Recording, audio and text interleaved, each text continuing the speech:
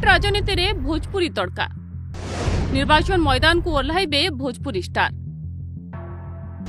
कमाल करिबो star power आउ मास केइटा परे बिहार विधानसभा निर्वाचन या पूर्वरु भोजपुरी अभिनेता निर्वाचन लढ़िबा नै जोरदार चर्चा हेलानी।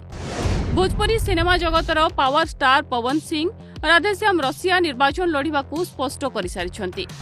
सेपरी रितेश पांडे और खेसारी लाल यादव को राजनैतिक सक्रियता देखा मिलूँ। चतुर्थ थर विधानसभा जावाकू विनय बिहारी भी निर्वाचन लढ़िबे।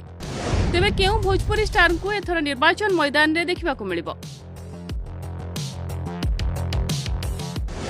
Power star Pawan Singh. Bhojpuri power star Pawan Singh पूर्व बीजेपी बिहार प्रदेश कार्यकारिणी सदस्य रही। गत लोकसभा निर्वाचन में से कारकाट सीट्रु स्वाधीन भाव लड़ी हारी। एथर विधानसभा निर्वाचन लढ़िबा नै घोषणा कर सारी पवन सिंह।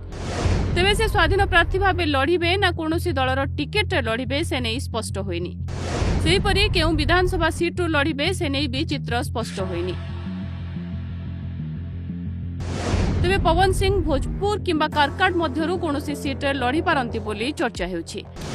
पवन सिंह को पत्नी ज्योति सिंह मध्य एथर निर्वाचन लढ़िबाकू कहि सारिछन्ति। निर्वाचन रे भोजपुरी स्टार रितेश पांडे मध्य एथर निर्वाचन लढ़िबा नै चर्चा हेउछि। गत लोकसभा निर्वाचन रो किछि मास परे भभुआ रे निज कार्यालय रो उद्घाटन करिथिले रितेश पांडे बीजेपी रो निर्वाचन लढ़ी पारंती बोली कहा जाउछि।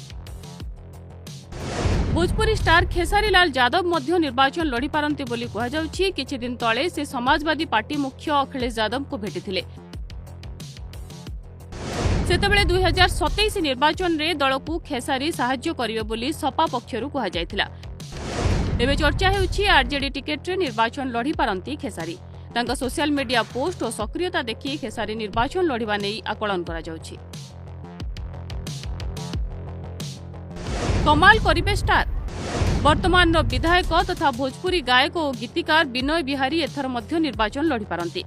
2020 रे से पश्चिम चंपारण लौरिया विधानसभा सीट्रु बीजेपी टिकेट रे जीतिथिले। तीन थर विधायक रहिथिबा विनय बिहारी एथर मध्य निर्वाचन लढ़िबे बोली कहा जाउछि। 2010 रे से स्वाधीन प्रार्थी भाबे एवं 2015 और 2020 रे बीजेपी टिकेट रे लढ़ी जीतिथिले। सेहीपरि 90 दशकर सुपरस्टार राधेश्याम रसिया मध्य निर्वाचन मैदान को ओह्लाई पारंती। से गत लोकसभा निर्वाचन रे पश्चिम चंपारण सीट्रु निर्वाचन लढ़िबा नै चर्चा होइतिला। सेतेबेले से निर्वाचन लढ़ी नथिले। तेबे विधानसभा निर्वाचन लढ़िबा नै से घोषणा करिसंती।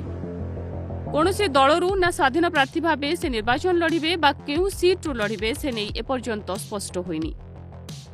केवल एतिके नुहे एथर बिहार विधानसभा निर्वाचन रे अनेक भोजपुरी स्टार सेमानंको भाग्य परीक्षा करि पारंती। नवादा सीट्रु लोकसभा निर्वाचन लढ़िथिबा गायक गुंजन सिंह एथर बीजेपी टिकेट रे विधानसभा लढ़ी पारंती बोली कहा जाउछि। सेहीपरि नेहा सिंह राठौर को ना नै मध्य चर्चा हेउछि।